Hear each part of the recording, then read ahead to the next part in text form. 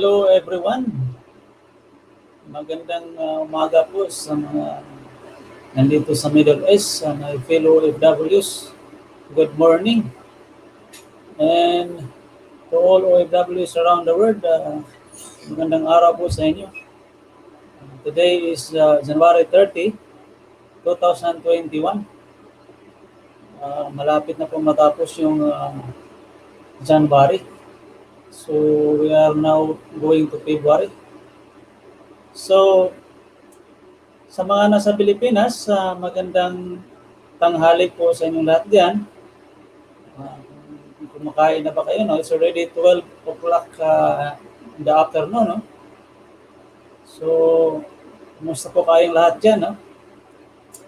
So, today, as usual, we are discussing the Philippine Stock Exchange Index, the stock market. So, we'll see what happened for the PCI yesterday. Ano po nangyari, no? Is the PCI go down or go up or go sideways? So we will check today the current movement of PECI, the Philippine Stock Exchange Index. So this is only a disclaimer. By the way, this is not this discussion. There's no recommendation for buying. There is no recommendation for selling. There is no recommendation for holding your shares, no? So it is depend on your strategy, because every traders have different strategy. So we have different risk management. So if you know that the company is good, then no problem, you can invest, no? But if you are a swing trader, daily traders, or a scalper, of course, you have a different strategy for buying the shares and selling the shares. So, but for the long-term investor, it is no problem if you can hold it. If you know the company, like the companies, blue chip companies, and they have a good fundamentals. So no issue, no? It's up to the investors about the risk management. Thank you for the support, and to the viewers, Chris Venture, the Mercy ACAS, and May Oling, and to Sister Bonji Texas Macas in United States, no? Magandang araw po sa inyong lahat, to Ma'am Aluna Channel. So, Aluna US, magandang araw din diyan sa Amerika, no? To my wife, Nina Akas, thank you for your support. So today, we'll go to the PCI, the chart of the PCI. By the way, this is called as technical analysis. So before you buy shares, we want to see the actual price movement of the company, or where is the location of the current price, whether it is in the support or in the resistance. So we know that the resistance, this is the area where the seller is waiting. So, and the support, this is the area where the buyer also is waiting. So if you buy shares in the stock, we need to look always where is the support, because if ever the support will go down, we can accept, but we have minimal losses, no? But if you buy it in the resistant area, of course, this is the area of the seller. For example, the price is have a difference of 2 pesos per share, no? And it is in the resistant area. So if it is resistant, there is a tendency that the price will go retracement. It means it will go down by sideways or by uh, true price, no? So, kung bumili kayo dun sa may resistance, of course, maiwanan po kayo diyan sa taas. So, we need to check always where is the support and resistance. Thank you for watching Team Yakas and to Ma'am Biden Lord 5 Dawat, no? Ma'am Dawat, thank you very much. And to all Team Neo family, thank you for your support. Now we will go to the chart. We will check the price, the movement of PCI yesterday. So we know there's no good uh, price yesterday of the PCI because it's down by 3.49%. So let's go to the chart now.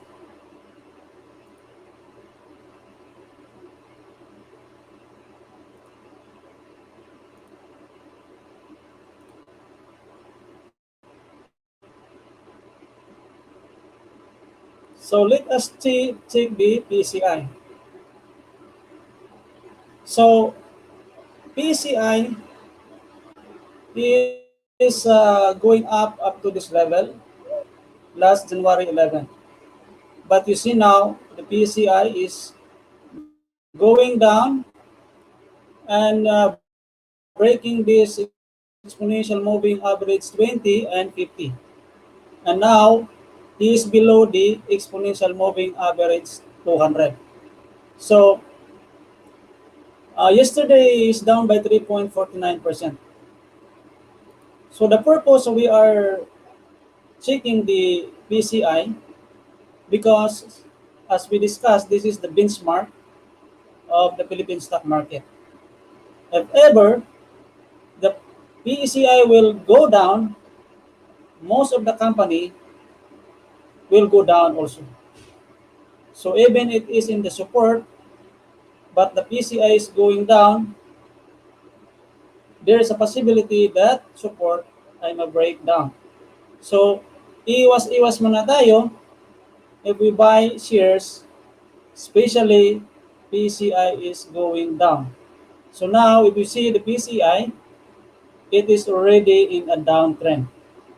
So, by Monday, we're hoping that the PCI will recover and bounce to the green line. This is AMA 200.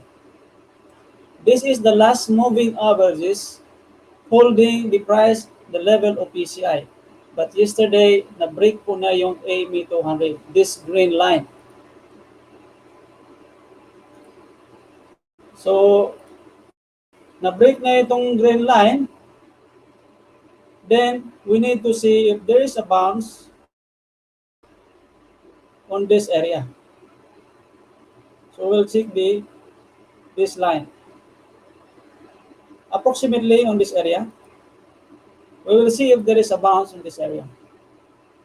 And the level of PCI will go up above again this green line, which is AMA 200. So yesterday there's a parent ceiling of 3.13 billion. So now we need to take care for buying and we need to see if the PCI will go bounce going up. Thank you, Kyle ACAS. Thank you for your support, my nephew. And to Ma'am Dawat and Sister Bonji Texas Macas and Ma'am Alona. And to May Oling and Chris Adventure.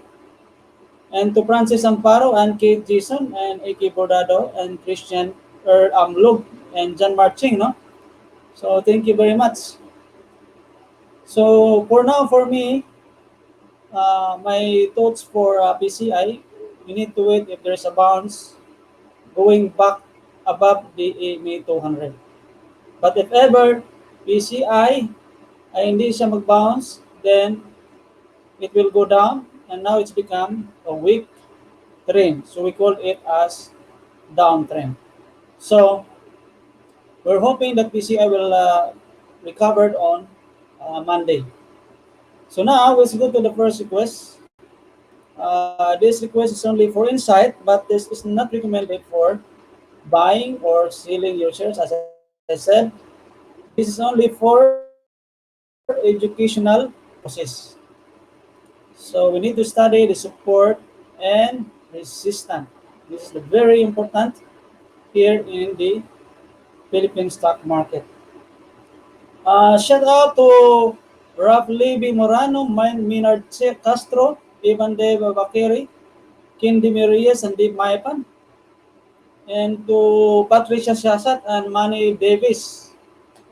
Thank you. Na they are one also. They are investing also in the stock market. So now we will see the price movement of Allhc. So this is the support. This is the one we need to discuss. The price going up, and then there is a bounce back to this line, and there is a bounce going up. It means this is a support area. So this is the area we need to buy. We need to test buy, no? So don't buy on this area because this area is a resistant area. This is the area of the seller. We need to wait if the price will going back on this line if there is a bounce. For example, here there is a bounce. So the price is going up, and again he did not touch this inclined support, this line. But when the time the price break this line, it means it is no longer strong trend. It is weak. So if you have a position and you buy here in the bottom at 2.44 pesos per share, of course you need to sell your all your position here around 3.25 pesos per share. So of course still you have a gain, but we need to watch always this support. If the support mag-hold, then hold your position. If the support and a breakdown, then you need to exit. But don't buy here because this support is already broken. Now the price is going down. So if you see the price of Allhc, it is bouncing the EMA 200. But still, this trend, we call it as trend in adjustment.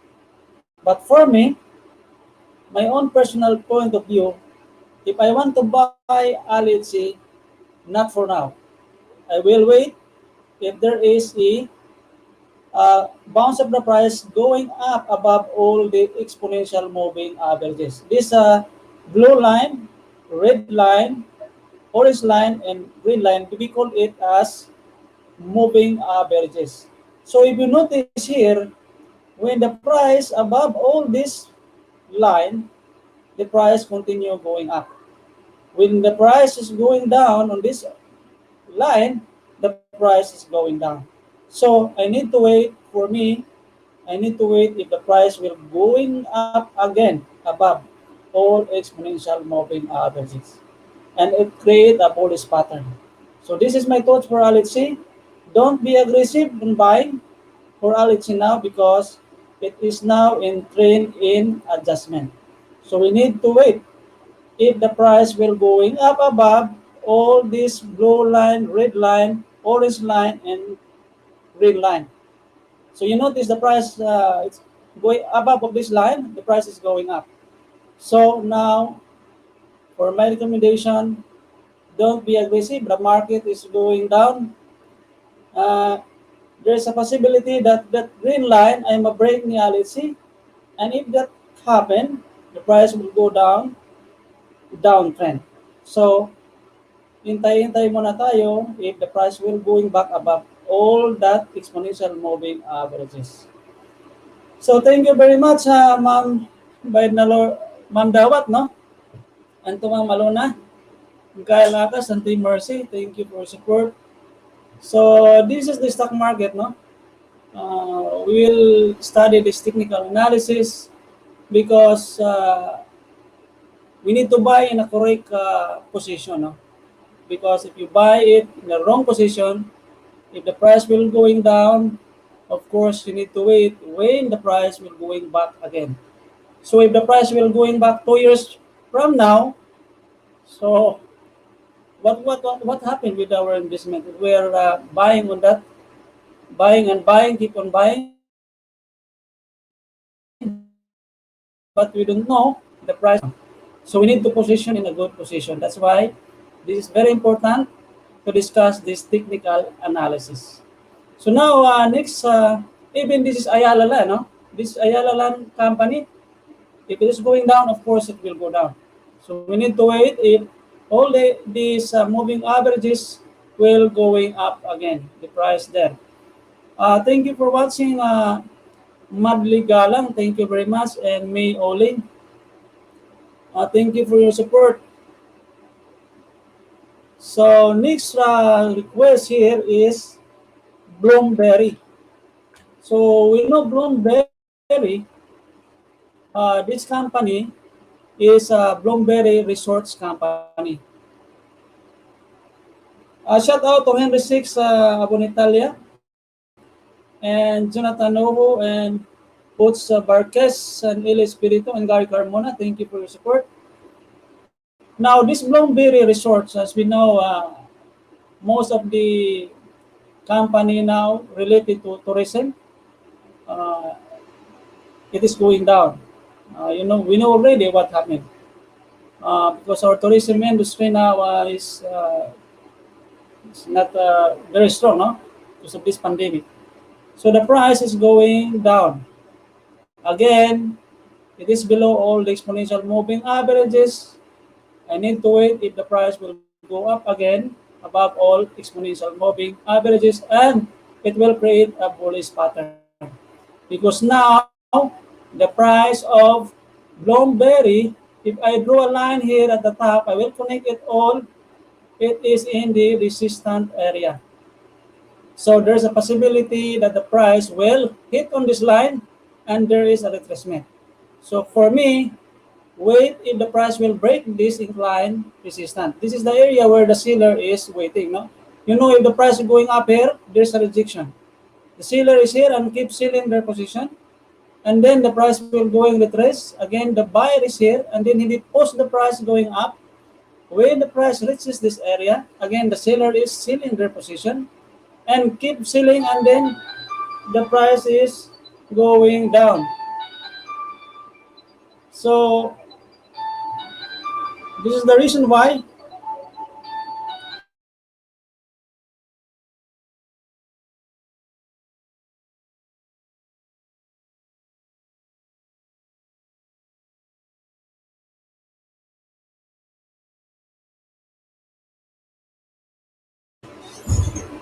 so we need to see always the resistance. So if you buy a stock, don't buy in the resistant area because this is the area where the seller is waiting. When you buy it and the seller push it down, then you will left at the top. So we need to position always in the bottom. Thank you, uh, Idol Pre-Boniferds. Thank you very much. Mamaya pa yung premiere ko, no? We will discuss about the support and resistance. This is very important in trading in the stock market and investing in the stock market. So this is the one we are discussing now, support and resistance. So we know the line here at the top, this line, this is the resistance. Because we call it resistance because every time the price hitting that line, the seller is keep selling and selling their position. That is the reason why the price is going down. So the buyer is uh,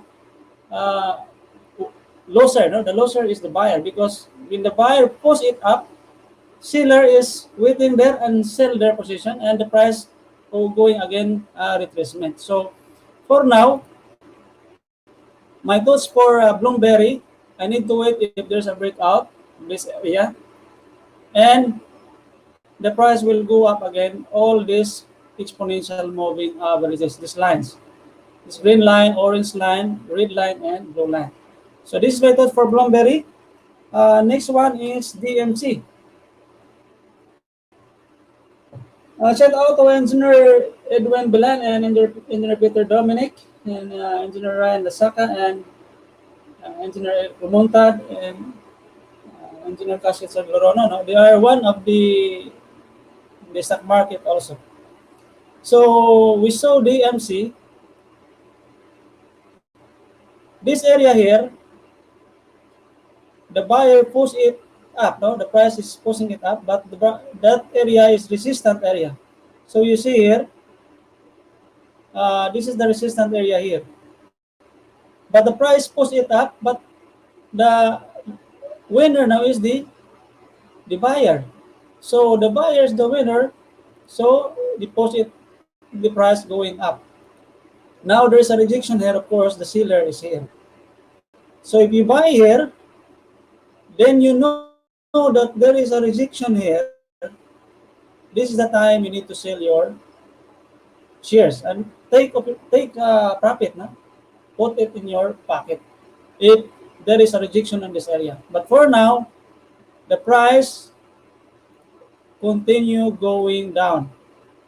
So now, if you see here, still there is a resistant line here. The price, when going hitting on this area again, it is rejected. So keep away muna for DMC. Wait if there is a breakout of this incline support or resistance. And if the price will going up again, above all the exponential moving averages. So don't be aggressive now. The market is in a bearish condition. Wait if there is a possibility or the breakout of this incline resistance. And if create a bullish pattern on this area, this is the area we need to watch for DMC. But for now, don't be aggressive in buying shares. Thank you, John Paul ACAS, my son. No? Thank you. To May Oling, to Ma'am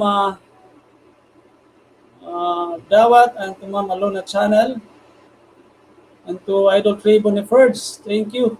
To Kyle ACAS, no? Thank you for your support. To May, to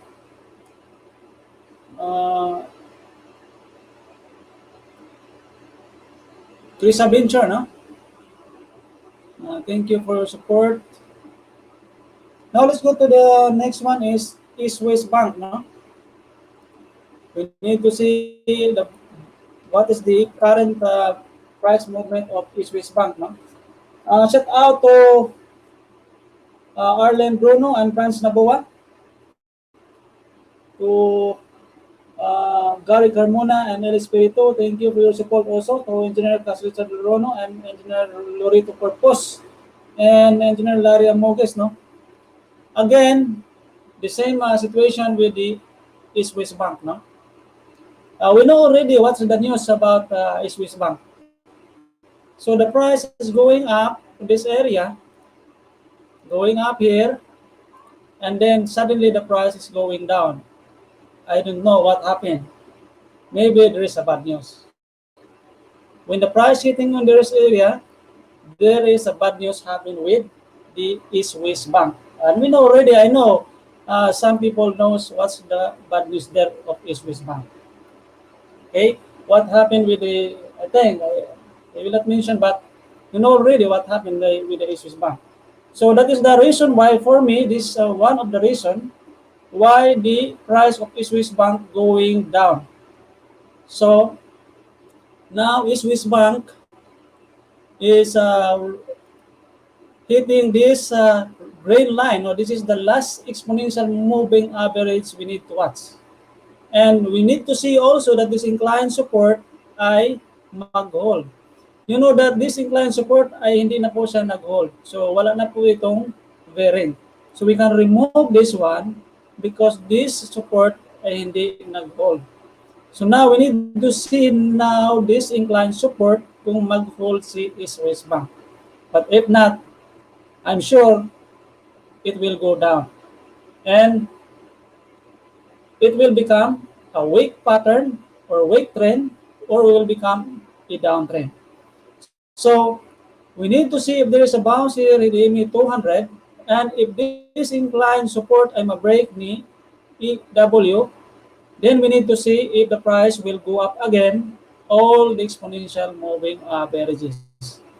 Because now, still he is in the weak trend in adjustment. So always watch, the price will go up above all the exponential moving averages, because the price, there's a possibility the price will go up if there is a bullish pattern. Just like here, in this area, it is above all the exponential moving averages, the price is going up. So we need to wait, no? We need to wait for another opportunity for EW. But for now, this is not the right time to buy uh, shares for EW unless the price will going up above all the exponential moving averages and it will create a bullish pattern. So next one is fruit. No, we know that this company, uh, this is the new company here in the Philippine stock market. We call this one as uh, Protas Holding. No, shout out to my building trade crew, Mr. Patricio Santiago, and Islam Odin Tuyub, Ali, Tariq Abdullah Sheikh, and Gulfam Vepari. No? Now, if you see here, the fruit, this is the fruit holding. So the same analysis, the price will above all the exponential moving average, the price is going up. And now the price is below all exponential moving averages. So if ever this horizontal support, I'm a break going up and the price will go up above this green line. So there is a possibility that there is a recovery. But if ever on Monday, again, there is a rejection, we know already where the price will going. So possible he will go in on this area. So for now, again, wait for the opportunity to buy fruit uh, holding incorporation. No? This is my thoughts. No, this is my personal point of view. But it's depend on you. No, if you buy here, it's okay. But you need to have a risk management when to cut your losses if ever the price is going down again. But for now, for me, if this line, horizontal support, and this green line, and hindi ma-break, possible direction, it will go on this area. So wait for another opportunity for fruit, port holdings. So these methods for fruit. Next one is IRC. Shout out to Carlo Dampel, Ronald Ponsalan, Saldi de la Peña, and Rosalito Giangan, Krishna Sadsha, and Rowan Nolan Dumelio. And to engineer Eliza June A. Gloria, Eliza June A. Gloria, ACAS Gloria, and to Engineer Jonel Galbi, to Engineer Kenneth ACAS. No? So now, you see, again, the price is below all the three moving averages. Again, wait for another opportunity. The same movement now. Most of the stock are the same movement. So we need to wait again. If this incline support ay ma-break ni IRC. And if ma-break ito, then we need to wait if the price will go up above all the exponential moving averages. But for now, still is holding in the exponential moving average 200. But for me, my advice for this one, I need to wait if there is a breakout of this incline resistance, this line, and the price will going up above all the exponential moving average, and it will create a bullish pattern. Then this is the time we need to watch for IRC. But for now, don't be aggressive for IRC if you are a swing trader. But if you are a daily trader, so just lower the time frame to 1 hour or 5 minutes, so you can check there is a bounce in the lower time frame. But for me, as a swing trader, I will wait this incline resistance. I'm a break ni IRC. So this is my thought for IRC. Next one is Mega Word. So we check this Mega Word last time. Shout out to Engineer Berhelio Magna, no? To Engineer Michael Lageta, no? So this is the thank you for watching Loan sa Lobby. Thank you very much to Kyle Akas and to Mercy and to all the supporters, to all the Mio, and I really appreciate to all your support. Thank you very much. So now let's go to the Mega Word, no?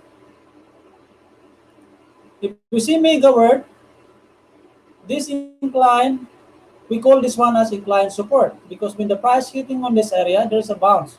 But here, there is no bounce. So we need to aware if don't buy on this area because there is no bounce on this line. Last time we discussed that if this incline support is still mag-hold, then it's okay. If the price will go back above this below line, this exponential moving average 20, then it's good. But if you see now, there's a breakout of this incline support, then you need to keep away muna. If this line I'm a break. So now price going down. So currently the price of MegaWorld is below all these two moving averages, no? Exponential moving average 20 and exponential moving average 50. So nag-create po siya ng resistance on this area. So you can connect this area here. Nag-create po siya ng resistance in the AMA 50. So if ever the price will go up above this AMA 20, AMA 50 and on this incline, this original support, then we need to watch if the price will go up above the below line, and create a bullish pattern on this area. But for now, this is not advisable to buy because the current price of MegaWorld is near the resistance area, this line. We know that if this is resistance area, there is a possibility the price will going down.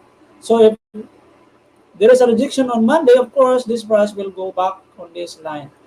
So we need to see if there is a breakout, then it's good. And if the price will go up again above exponential moving average 20. But for now, keep away muna, monitor the price movement of MegaWorld if he will create a bullish pattern in the next days. But for now, still he is in a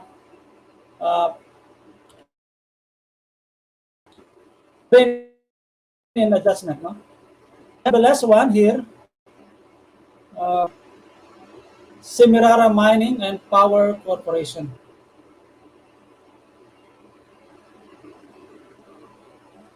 Okay, we will see the shout out to AK Bordado, no? Thank you, Ma'am Dawat. Thank you very much to ACAS TV. Thank you to Lon Salabi. Thank you for your support. And now this is the last stock I need to discuss, Semirara Mining and Power Corporation. If you see Semirara here, this is a resistance, no? Because there is a rejection. And this area is the support. Now, since this area is the support, how many times this line ay na bounce yung price ni Semirara? So now I will drag this line going up. I will drag this line now. So it will become support now. But still is below the exponential moving averages. For me, I need to wait if the price, so this one is no longer valid, this area, because we need to see this area going up, but they did not going up in this line. But now he is in the support area. If ever there is a bounce, what if there is a curve up of this blue line, exponential moving average 20. But for now, wait if the price will go up above all the exponential moving averages. Even this is support, but if ever this price will not going up above all these exponential moving averages, there's a possibility that this incline support I'm a breakdown in Semirara. So of course, if you buy here, if a break and especially this horizontal support, of course the price will go on this area. So we need to wait if the price will go going up above all the exponential moving averages, especially if he is above on this incline support. But for now, wait the next price movement of Semirara. So this is my thoughts for today. We know that here in the stock market, there are a lot of people, no? The mindset of all the people here in the stock market is how to gain. That's why we need to position where is the uh, correct position now, so that we can take a good profit. But for now,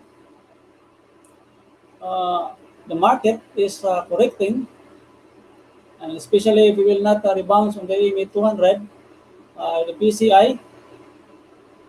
So of course, the price will go, the level of PCI will go down, and it will become a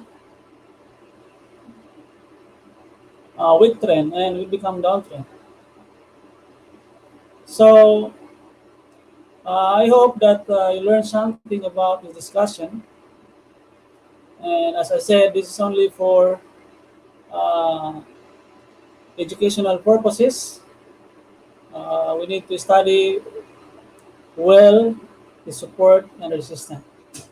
So I hope you learn, and if you have comments, just put your comment in the comments box, and we will. I'm glad to discuss about stock market. No? We need to master this support and resistance. Lance Salabi, no? Thank you. So before I go, I will shout out to all the viewers and supporters, and they are very uh, support supportive, no, from my channel. Shout out to Chris Adventure and to the Mercy ACAS and me Oling, to my wife Nina ACAS, to Bonji Texas Macas and USA, and to Ma'am Aluna channel US. Thank you. To Ma'am